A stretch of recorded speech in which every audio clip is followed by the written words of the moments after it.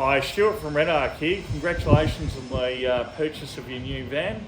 We're going to run you through some features of the RedARC system that you've got in your van. So if we pop down just here, we have our new Manager Alpha 50. This is a 50 amp charger. It will do your DC charging, your AC charging, and your solar charging all at once.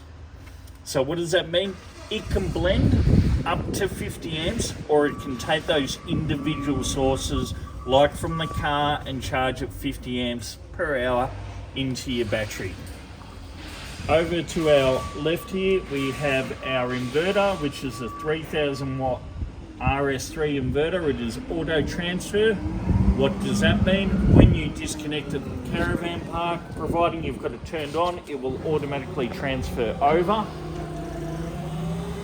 Down below that, we have our shunt, what we call our battery sensor, and this is what measures the current between these two posts to let the system inside the van know how many amps an hour we are using.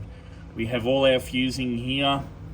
Our charger fuse off the battery is here, and that will allow you to run the full system. How's that?